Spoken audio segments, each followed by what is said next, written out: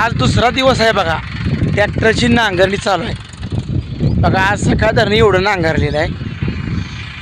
निलेश भाऊ ते गेलाय का माहीत नाही. कसं झालं सांगू दोस्तांनो, मी पूजेचा मान घेतला म्हणून गडी मला आता बोलणं झाला आहे पहिल्यासारखा. कसा माहिती आहे का, वडीलधारी माणसं नातेवाईक या सर्वांनी आग्रह केला की थोरल्यानं पूजेला बसायचं असते. मग त्या मी नातेवाईकांच्या विनंतीला मान देऊन मी बसलो. मला त्यालाच बसवायचं होतं, पण लोक म्हणायला लागली तुम्हीच बसा थोरल्या, म्हणून मी बसलो. म्हणून त्याला काय वाटलं आहे, मला का बसवलं नाही, तो मान मागं घे पाहिजे होता, असं त्याचं मत वैयक्तिक होतं. त्यामुळं तो आता मला बोलणार, मी जर बोलण्याचा प्रयत्न केला तर तो टाळटाळ करतोय.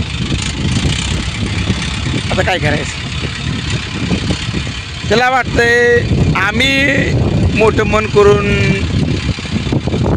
आम्हाला जागा द्यायला पाहिजे होती. आता काय करायचं सांगू, नेमका त्या कुणाचं ऐकायचं, त्याला वाईट वाटतं. पण दोस्तांनो, वाईट वाटायचं काही काम नाही. कोण जरी एक जरी पूजेला बसलं तरी चालते हो, टेन्शन नाही घ्यायचं. पण हा गडी मला तर म्हणतोय भावाच्या अंगात नखरा आहे. अरे माझ्या अंगात नखरा काय लागा, मी घरासाठी किती कष्ट घेतले. एक लागा कोबा, पाठी, माती, वाळू, सिमेंट लागा, कॉन्क्रीट करून लागा मी कोबं केलं. काम दगडं भरी मोठी उचलली. माझं सुद्धा त्या घराला लय कष्ट आहे. आणि मला म्हणतो भावाच्या अंगात नखरा लागा, माझ्या अंगात कशाचा नखरा, खरा नखरा तुझ्याच अंगात असेल असंच मला वाटतं. तुला काय वाटतंय, सगळं मलाच पाहिजे, सगळं तुला मिळतं कारण हां जागा घेतलं आपलं थोरल्या भावान मान ही करायचं, तर तू लगा मलाच लगा वाकडा चालतोय. हां म्हणजे तुला क्षण लागून गेला का, हे असलं मला पटत नाही. मी खरं आहे ती बोलतो, मी असं मागं बोलणारा माणूस नाही, कळलं का. सगळ्यांनी आग्रह केला म्हणून मी बसलो ना. माझं बसायचं काय काम होतं, कोण का तिकडं बसना. हां गोड्याला पाणी न्यायचं माझं काम आहे, ऐकायचं का ना ऐकायचं तुझं काम आहे. लगा मी कष्ट घरासाठी घेतले, मी सुद्धा त्यात माझा वाटा आहे. माझ्या बायकोचा नसला तरी माझा वाटा घराच्या कष्टामध्ये भरपूर आहे. आणि तू प्रत्येक वेळी रागाला येत काय काम आहे का लगा. मी तर तुला माझा भाव काळजाचा तुकडा मानत होतो आणि तूच मला लगा फुकतोय माझ्यावर.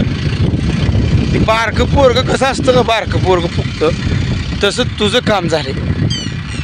तुझं फुगायचं काय काम नाही बघ. हां तू फुगवायचं काय नाही, तू करताय म्हणजे लगा मी थोरला असून तुला कारभार दिलाय. तू काय जे करेल त्याला मी होकार देतोय. माझा विश्वास तुझ्यावर आहे आणि तू म्हणजे असं करतो म्हणजे तू मला येडा समजतो. मग तू भावाच्या अंगात लय गोम आहे. अरे माझ्या अंगात कशाची गोम आहे, माझ्या दारात गोमीच येत नाही, त्या तर गोम कशी होणार. लगा मी तुला चांगला म्हटलं होतं निलेश भाऊ, तुला चांगला म्हटलं होतं आणि तू म्हणजे येड्याचं सोंग म्हणजे पेढं होऊन येड्याचं सोंग घेऊन तू पेढं खायला लागला असंच म्हणावं लागलं. लगा मी सकाळ धरणं अजून पाणी पिलं ट्रॅक्टरच्या मागे हिंडतो आणि तू लगा प्रत्येक वेळेला तसं करतो. तसं काय करू नको. मी लगा तुला काळजाचा तुकडा मानतोय आणि तू म्हणतो माझ्या अंगात गोम आहे. आता मी पूजेला बसल्यामुळं माझी बायको बसणं स्वाभाविक आहे. आता मग तिला ढकलून द्यायचं का सांगा बरं दोस्तांनो, तुम्ही सांगा. तर मी पूजेला बसणार आणि त्या पूजेला पण ढकलून द्या येतं का सांगा बरं. 4 माणसं पूजेला असती, ती माणसं असती, ती काय म्हणते ती माणसं. काही यांना याड बीड लागलं का, पूजा चालू आहे बायकोला ढकलून देतो, असंच होणार ना. कसं असतं माहीत आहे का, झालं गेलं ते विसरून जायचं असते, पुन्हा एकदा नव्या जोमानं कामाला लागायचं असतं. नाही त्याच्यात लगा मन देतो आम्ही लगा, तुला किती गिफ्ट आलं लागा, मग तुझ्या गिफ्टला आम्ही मन दाखवलं सांग बरं लगा, तुला किती गिफ्ट आले लागा. मी लगा म्हणतो का ए मला द्यायला गिफ्ट, मला म्हणायचं काय कामच नाही. तू आहे तर तू घे तिकडे जा, बरोबर आहे, तू माझाच भाव आहे. पण लगा तू सोन्यासारखा तुला मानत होतो लागा, आणि तू मला लागा बोलू ना साधा, तू निघून जातो रागानं.